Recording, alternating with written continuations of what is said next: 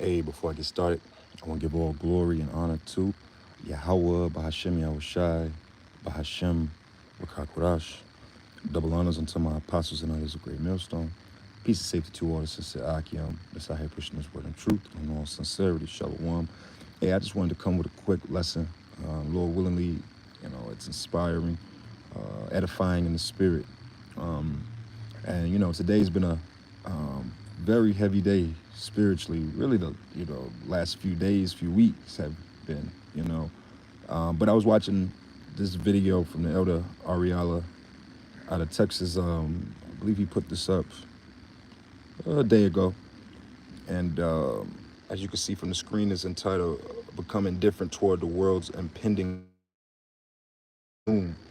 And which of course definitely check out, watch this. Definitely must watch through the spirit. And I just wanted to add a little bit to it through the spirit, dealing with this subject matter because the times that we're coming into, it's going to, matter of fact, let's just get a, bear me 1 second, let me see if I got a window with some scriptures in it already.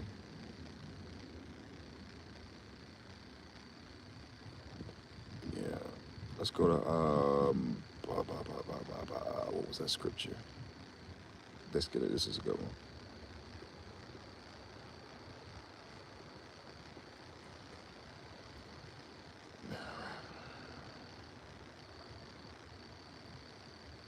All right, this is Revelation 10 and 8. We'll start at, and it says, "And the voice which I heard from heaven spake unto me again, and said, Go and take the little book which is open in the hand of the angel which standeth upon the sea and upon the earth." And that little book represents the Holy Scriptures. The Holy Scriptures is one big book full of a lot of books, biblios. All right, and it says, "And I went unto the angel and said unto him, Give me the little book. And he said unto me, Take it and eat it up. And it shall make thy belly bitter, but it shall be in thy mouth sweet as honey." And for any brother that's this is, I guess, for any person that's new to this truth or finds this video in your journey, because we're in that time where until this internet shuts down or the famine of the word occurs, people are going to be waking up daily by the thousands, whether you see it or not. And if you see this, you're coming into this walk. It's hard, in the senses of the harshness of it. Your family is, the resistance that you may receive from your family. All of this is part of that bitterness, but a lot of people, when you're dealing with taste dynamics, if that's the proper terming, you have your bitters, you have your spicy, you have your sweet, you have your salty, and everybody loves sweet and salty. Rarely do you meet a person that doesn't like any kind of sweets or doesn't like salty foods, like who doesn't like salted peanuts. But most people stay away from spicy food and bitters, because why? They're not good to the taste buds.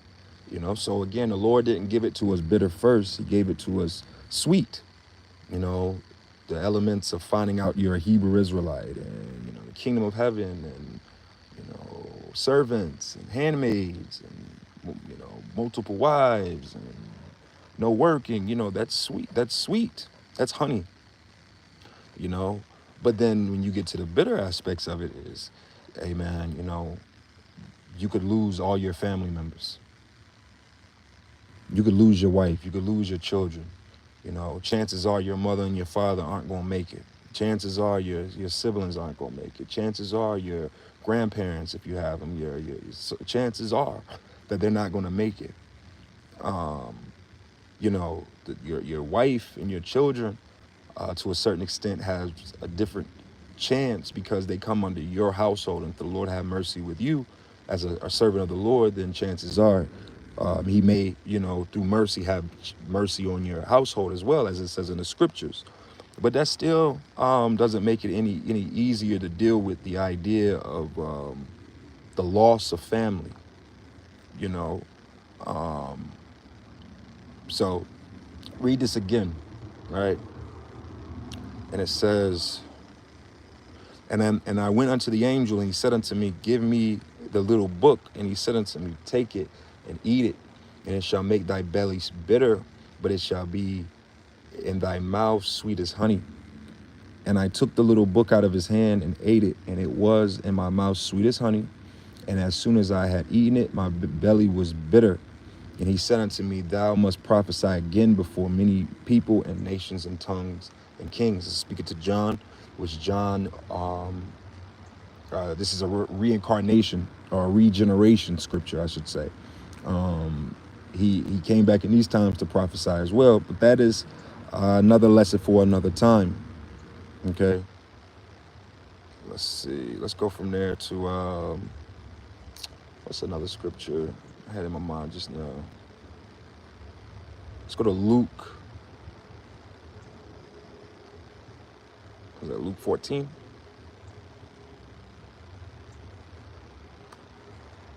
Go to Luke 14 and was it 21 or something around about?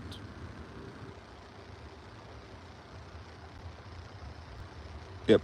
This is Luke 14 and 26. Or I started at 25, and it says, and there were great multitudes with him, and he turned and he said unto them, if any man come to me and hate not his father and his mother. Now let's look up that word.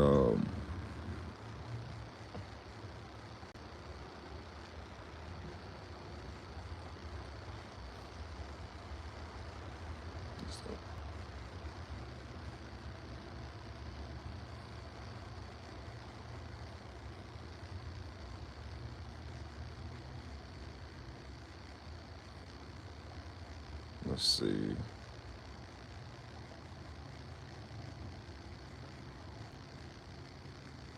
Strong's G 3404, Messiah.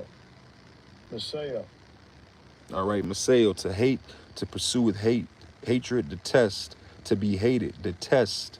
Right, so let's see if there's some more to it.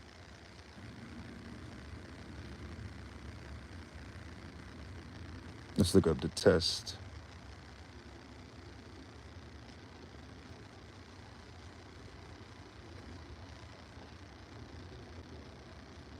Detest, to dislike intensely, right?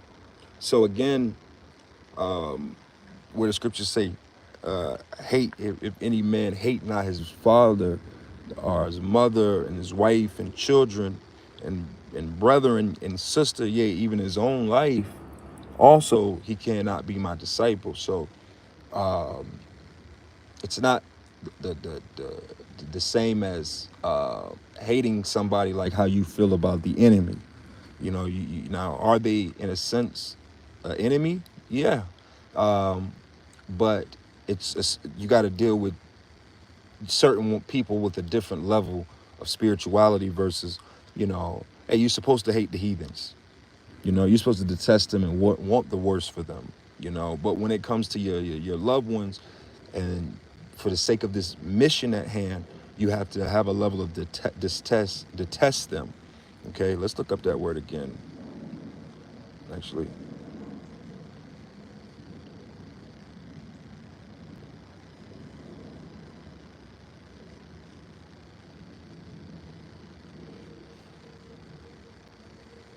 all right, let's look up detest and see what come up.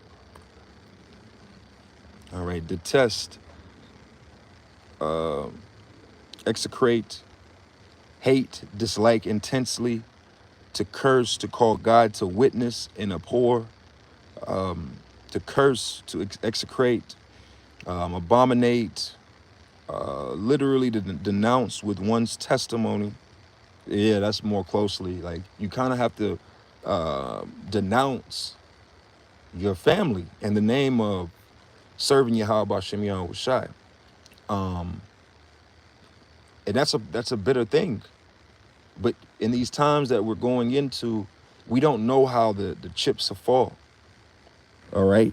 So in a sense, you kind of need to have a mind frame of, as the elder said, of being indifferent. And you know why you earn the right to actually be different is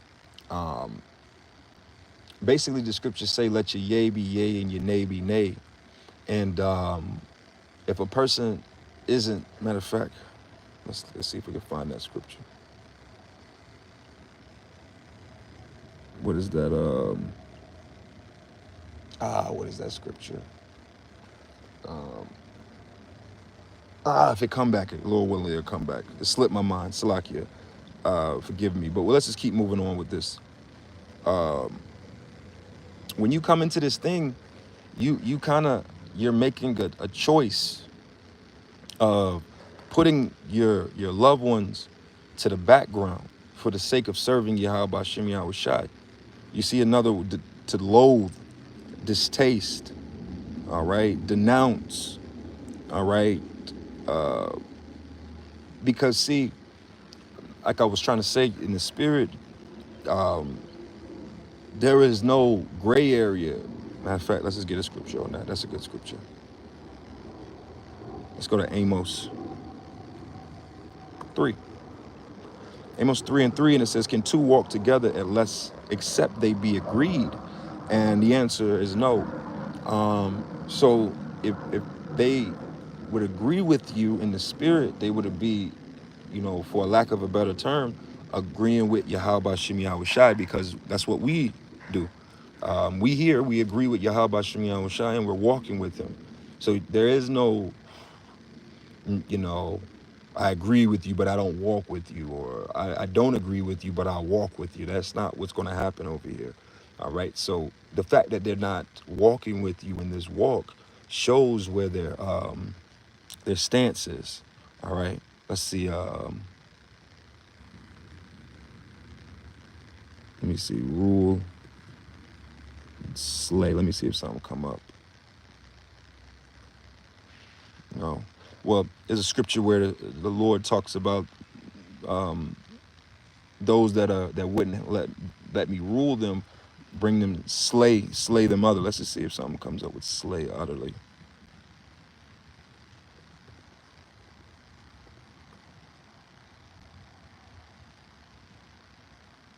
No, but that's a good one as well. Let's just we'll just pull that up on deck as well, right? So let's keep moving. We're not gonna make this too much longer, but in the spirit of it, and let's just look up for the sake of this indifferent while we're here.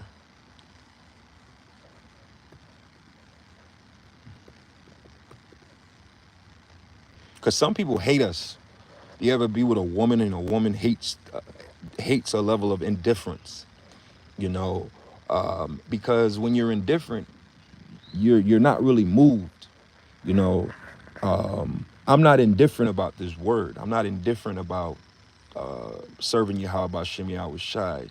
I'm not indifferent about, what the laws of the Bible. Well, being indifferent is, well, I say homosexuality is a sin, but hey, however a man decides to live, that's indifferent. So let's see, unbiased, impartial, not preferring one to the other, alike, equal, not opposed of, no, neither good nor evil. See, when it comes down to it, basically you got to be basically lukewarm with these people, because they're indifferent with the Lord. So why should you be so? See, and that's the point of what motivated me, to inspire me to do this lesson, is in the spirit. When you first wake up to this truth, it's like it's a new fire.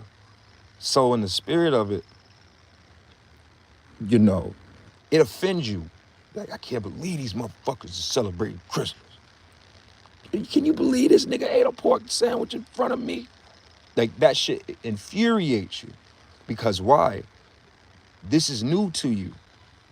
And you have an expectation of these people that is based in your opinion versus what the Lord already told us. The Lord told us that these people will not hear you because they will not hear me.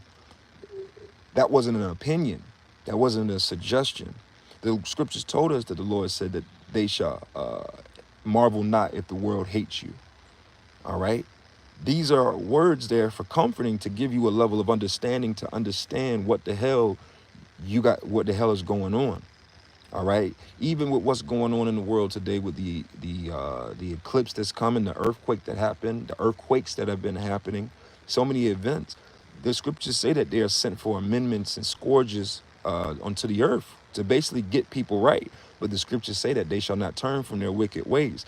You shouldn't go into these times expecting that because you see, like a brother said this morning, the young elder Gabar War said in his lesson. He said, if you saw this earthquake and you processed it through the Holy Scriptures, you're blessed. That's not a blessing that was given to the rest of these people.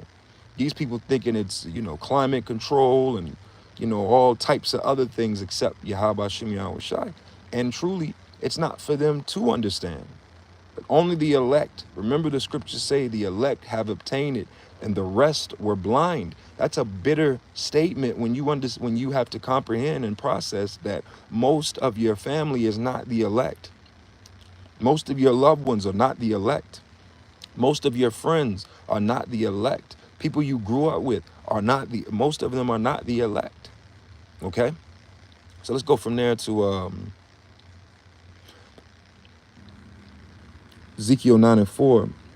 And it says, and the Lord said unto him, go through the midst of the city, through the midst of Jerusalem, and set a mark upon their foreheads of the men that sigh and cry for all the abominations that be done in the sight, in the midst thereof. And either you're in this spirit or you're not. Either you are sighing and crying, pissed off, crying that the Lord comes back to destroy this place, or you're happy, you're content, you like it, you love it here, you want it to keep going, you want to see it all the way through, you want to get married, you want to have babies, you want to start that business, you want to travel, whatever the fuck it is, that you're in one or the other. That's why I read in Amos the 3rd chapter, how can two walk together unless they be in agreement? You can't. It's an oxymoron. You can't. Bloods and Crips have never been able to walk together. Okay? It just doesn't happen. All right? You get what I'm saying? Certain rivals in sports, they're not kicking it. All right? So, and it says, slay utterly old, young. I'm pretty sure in all of our families, we got some old people. There's some people older than you in your family, and there's people younger than you in your family. Very few of us are walking on the planet Earth and are just the lone living being of your family. Your whole family died in the family reunion, and there's no cousins, there's no grandparents, there's nothing. That's not realistic. So we all have some old and young in our family. And in your mind, you have to process that the Lord, as chances are, your favorite cousin's daughter and her and son might be slayed utterly if the Lord don't have mercy on them. All right, both maids and little children and women. The biggest portion of the 2/3 is women and children. And we have a lot of women in our families and we have a lot of children in our families. But come not near any man upon whom is the mark, and begin at my sanctuary. Then they begin at the ancient of men which were before the house. All right. So again, the Lord is coming to bring great judgment unto the nation of Israel, as the Apostle Tahar coined this year, a hopeful year of Jacob's trouble, and it's looking like it, man. It's looking like it. We're still, for those that don't know, we're still in the first month of our calendar. It's coming to an end, tomorrow night, Saturday night to Sunday night will be the final Sabbath of this moon cycle. And then Monday, April the 8th, which is the eclipse, will bring in the new moon from Monday night to Tuesday night, which will begin the second month of our calendar. So the Lord has been showing that this is going to be a troubling year just in the first month. Okay? So, yeah, man, I think I'm going to close up there through the spirit. I just wanted to hit a few scriptures and go into a few words about, hey, man, yeah, be indifferent, man. You don't got to fake it, but through the spirit, your trials and tribulations and watching these people should harden you up to the point where you realize, like, man, yeah, you know, if the Lord took my mother or my father or my siblings or any of my family members, hey, as the scriptures say, man, let the dead bury the dead, man. You know, they're already in the congregation of the dead. They didn't try. So why would I be mad at their judgment when they didn't try to do anything to stop it? See, we're doing everything in our power to get the mercies of Yahweh Shem Yahweh Shai by doing these things. But our people aren't doing it, so that you reap what you sow. It's really just that simple. You can't come out of one side of your mouth and the Lord will kill you all, niggas. And then in your mind you just disconnect that with the people around you that you have some type of connection or affection towards. It don't work that way. All right. So hey, with that, I want to close this up. I want to give all the glory and honor to Yahweh, Bahashim Yahweh Shai, Bahashim Rakakwadash. Hey, double honors unto my apostles and others, a great millstone. Peace and safety to all the sincere Akim that's out here preaching this word in truth and in all sincerity. Shalom.